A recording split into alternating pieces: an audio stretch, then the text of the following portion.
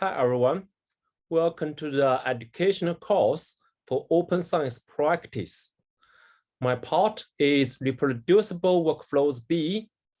I'm going to talk about open neuroimaging analysis tools and the best practices. We'll take an example of my own software, DeepIB. I'm Chao-Gan Yan from Institute of Psychology, Chinese Academy of Sciences. I'm going to talk about from the four aspects. First, I'm going to talk about the importance of using or developing standardized neuroimaging software. And then we're getting started with open source neuroimaging software. And the third, I'm going to talk about the benefits for building neuroimaging analytical toolbox, from addressing methodological issues to building big data consortium. Finally, I'm going to share the tips for building your own neuroimaging analytical toolbox. Talking about the importance of standardized open source neuroimaging software tools, I guess you may know this paper from Nature. They are talking about the variability in the analysis of a single neuroimaging dataset by many teams. Basically, they have one dataset and invited more than 70 different teams using the single same dataset, but using their own neuroimaging analysis packages or protocols to analyze the data. Strikingly, they found even with the same data, they get very different results. For example, they have 9 hypotheses. For some hypotheses, there are few teams agree this can be true, and many others disagree. And for some, maybe half agree this hypothesis is true, another half rejected. So even with a very simple data set and a very clear hypothesis, still many controversial results reported. This is just simply because of the teams using different protocols of softwares to analyze the data. This is called the importance that we use standardized neuroimaging software tools. And there are a lot of open source neuroimaging software we can take a glance. For example, when we are using fMRI data, we need to pre-process the data. There are many packages we can use, like FSL, like SPM, like Alphany or FreeSurfer. But there are many steps and configurations, and some softwares are difficult to learn. So in the big data era, maybe core new pipelines for standardized and open source processing tools. There are some examples. Let's take an example from fMRI Prep. fMRI Prep provides a workflow or a pipeline if you have structured T1 data and, for example, bold fMRI data. So they will call a set of tools like FreeSurfer, Alphany, FSL to pre-process the structured data all through the different steps to have the surface reconstruction. And from the functional data, they also have the pre-processing steps and to the pre-processed time series. So this shows an example that you can use an open source workflow to process your data.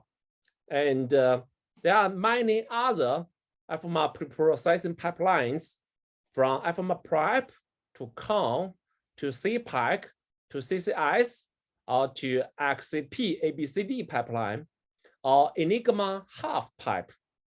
And among those pipelines, there is one built by myself. I named it as DPath, so we can take a look. So basically, DPath, since first published in 2010, it has been cited more than 2,700 times. I built this software because previously I'm using SPM But when I pre-process the data, there are many manual configurations. So I have a script to run batch analysis. And later I build a GUI, and we can do pipeline analysis, process timing, realign, nuisance regression, normalization, smooth filter, and have the results. So this is basically a very simple pipeline. From there, you can have the data from the scanner. From the scanner, you have a raw DICOM data. You have fun raw, you have a T1 raw, functional DICOM data, and the structured DICOM data. So once you got this data, you can use the DPath default pipeline. Then you can have the beginning to the end, the final results. And all the pre-processing steps are listed on the panel. It's very clear what kind of steps and what kind of parameters you use to pre-process your data. And this GUI just for setting parameters. Once you set the parameters, you can load it and can review it, and finally you can run it. So this is an example for DPath for the pipeline analysis. And later, building on the DPath pipeline, and they also adapted them. Later, I will introduce the methodological issues like head motion, synchronization, multiple comparison correction, integrate my methodology updates, and build a standardized pre-processing pipeline, add the statistical toolbox, and build a platform for data sharing. So I released a new software integrated platform called DPath. And for the DPath, it has been cited more than 1,500 times. It's a USI top 0.01% highly cited paper. And even Seiji Ogawa, the inventor of MAR, is using our software to analyze the data. So it's widely used. And later, build on our software and extended to surface. So we have the imaging acquisition from the scanner. Then in our software, we have a data organization. We can have the anatomic pre-processing, functional pre-processing, and have the resonance FM matrix computation, or we can have even advanced matrix computation. And then we can do quality control, we can do statistical analysis, and finally, we can do visualization all in one. So this is our DPath surf, it's a surface-based. So this one, you can use it as easily as using DPath to do the surface-based analysis. It's built upon from prep, free surfer, and AlphaNet, etc., but just integrated. And we also built a surface-based viewer, so make it very easy to use. So this is grow up to the surface-based. And later, we also saw the need from the field that for brain network analysis. So then we build it upon DPath, DPath surf, then later we build the DPath Night. So for DPath Night, it's very easy to use. You can use DPath Night to do the network construction. And also you can use DPath Night to do graph theoretical analysis. And also we can use the software to do statistical analysis, very easy to use GUI and very easy to use protocol. And we also have different viewers, the volume viewer, the surface viewer, and this one is for network viewer. And for the network viewer, we will also call a lot of different other packages. For example, this is the left corner is called MATLAB matrix display. So we have different nodes, the nodes organized into 3 subsystems. You can see the group differences, and you can see they organized into different networks, connections. And also we can call circus to have this kind of circus view. And finally, we can call BrainNet viewer. So we can call BrainNet viewer to have this kind of brain nodes view. It's very easy to use. And for users to easy to use all software, I also built a freely open course. I call it the RFMI course So you can very easily to visit it from arfm.org/course. It's openly available a video course for users to study how to use our software to analyze data.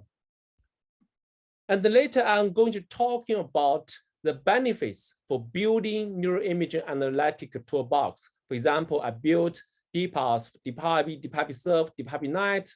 I can use that to address many methodological issues. And also I can, based on this kind of software, to build a big data consortium.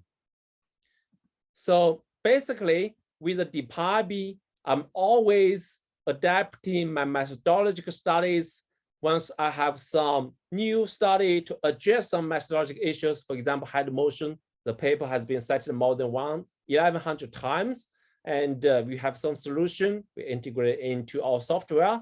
For standardization, we integrate our software. For multi-comparison correction, we also integrated the software. So finally, the software get highly cited is over 1,500 times. And for the methodological studies, for head motion, for standardization, for multiple comparison correction, all of them are very highly cited, ESI highly cited papers in the field, because the users that you are using our software, they will also asking, okay, the reviewers are tracing after me for this kind of methodological issues. How can I better to address them? So we provide methodological studies, we integrate the new suggestions so that the user to use. For example, the head motion. Head motion, when we ask the participant to scan in the scanner, if they hold their head still, for example, the structural image will be very clear. But if they moved their heads, the image will be blurred. And also true for function data. So there are many papers talking about the macro movements in the scanner will cause artifacts in functional connectivity analysis. Because when we do development analysis, the kids move their heads much more than the adults. And when we do the disease studies, usually the patients, for example, schizophrenic patients move their heads much more than controls. So once we find some differences in the functional connectivity, those functional connectivity differences arise from neurobiological sources or just simply because the patients move their heads much more. Thus, we need effective motion correction strategy. So we did some methodological study to study how can we to better control the head motion. So we proposed some effective head motion correction strategies. We dig the literature, found out that back into 1996, Freestone et al. Have a study talking about the spin history, talking about the magnetic change, and build some model. So we use that Freestone 24 model. And at a group level, we use head motion as queries. So we suggest this kind of solution, and we integrate into our software. So this solution has been cited more than 1,000 times that people use this kind of solution can reveals we are not tracing after you for the head motion control. Now also for other methodological issues, for example, standardization, nowadays we are using big data, and the data may come from different centers or different sites. So there are lots of site effects, how to best control them. We also propose some standardization strategy like mean regression, standard deviation. So we integrate into our software. This is also highly cited paper. Although we are not very satisfied with this kind of solution, my lab is still doing the standardization or harmonization studies. We're trying to find better methods to harmonize the set effects to in the big data era.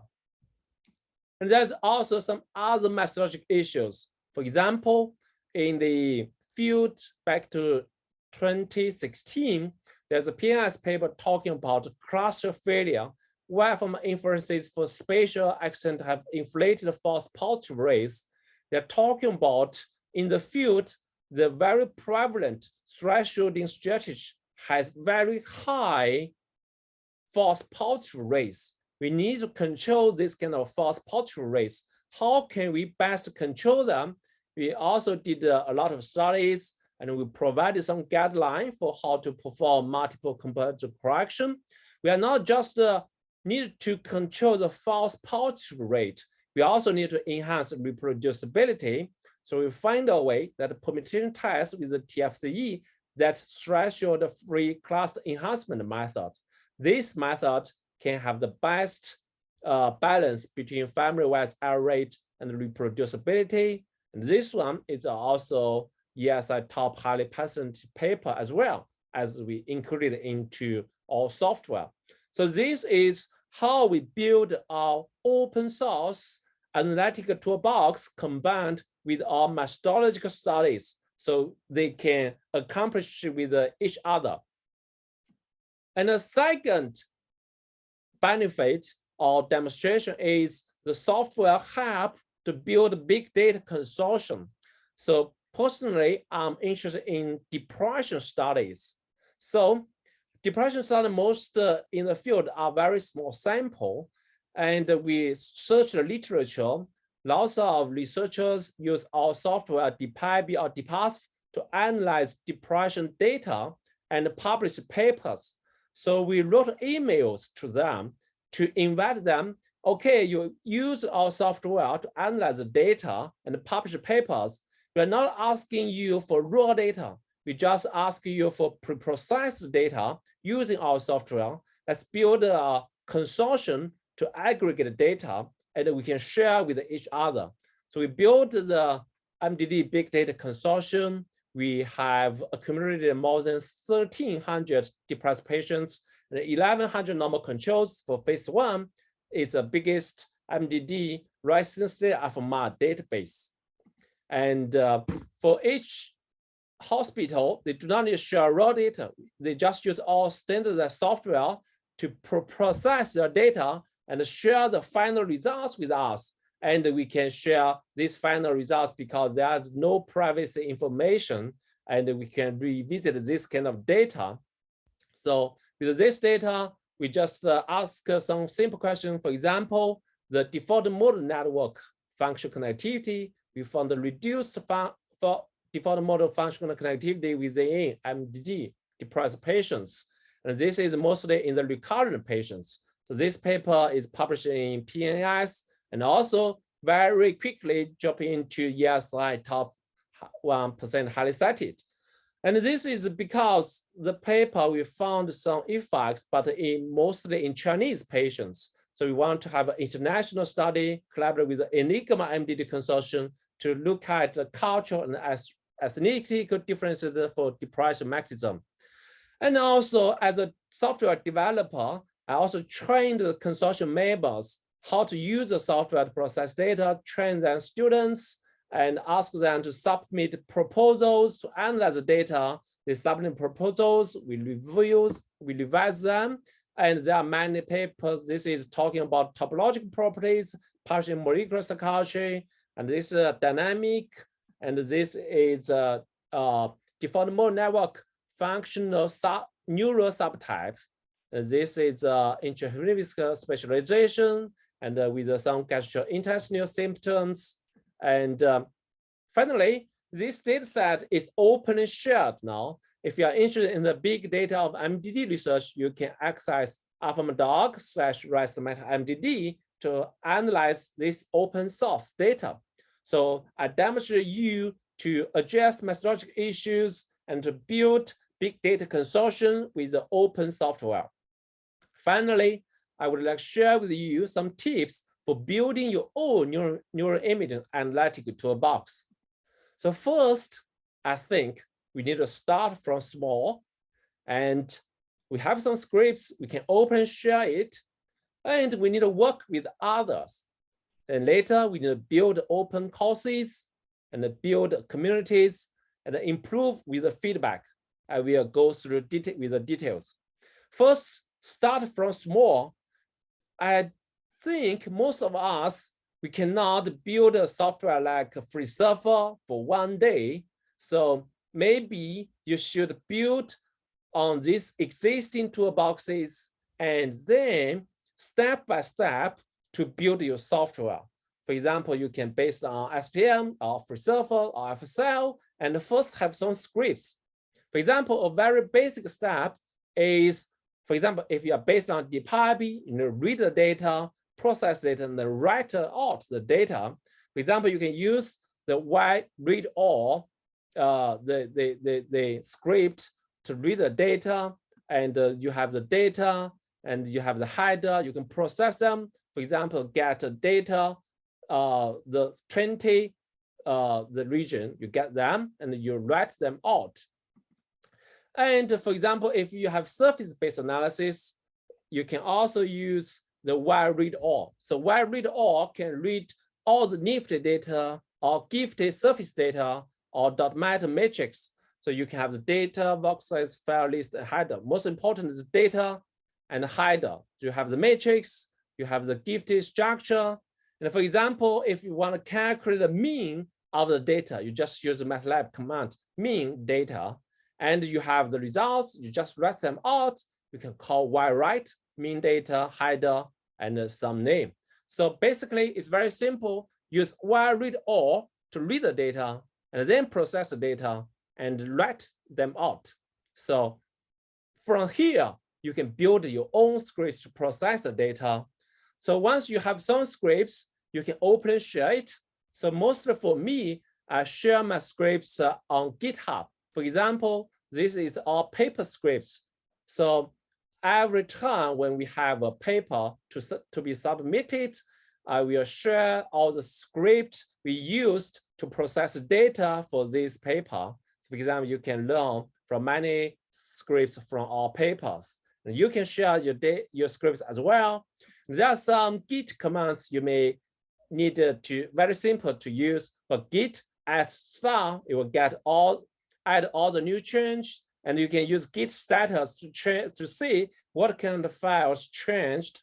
And you can use Git commit to have a new commit, and you can make some comment, what kind of change you have made.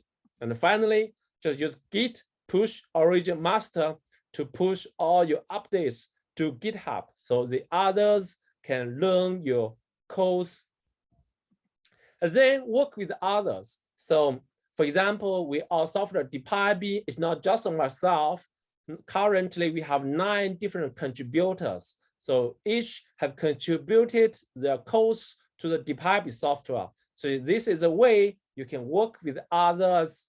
And also, for others to use your software, you need to build some open courses. Then the others can learn how to use your software.